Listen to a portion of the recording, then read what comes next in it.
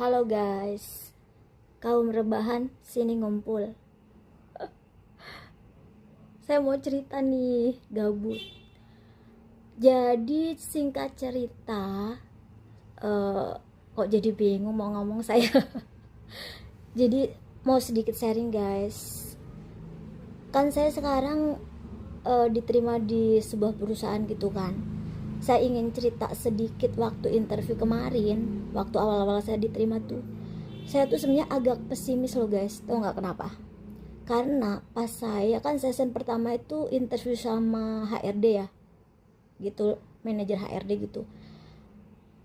Tapi apa?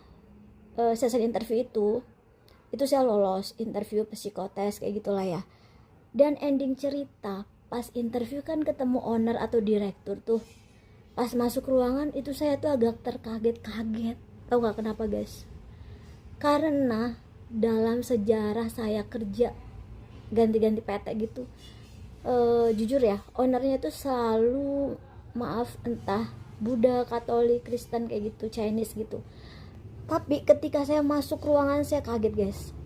Ownernya atau direkturnya adalah pakai jilbab dan muslim. Saya di situ, saya itu belum kaget sih, sedikit kaget ya. Cuma pas lebih kaget lagi pas beliau interview itu kan ngelihat CV saya ya, background saya, pendidikan dan sebagainya lah.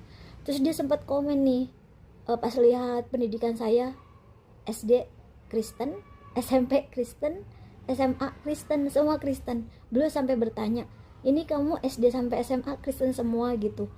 Iya iya bu, saya bilang gitu kan. Terus dia juga ngelihat saya aktif di organisasi apa gitu kan, sempet nanya kayak gitu session interview.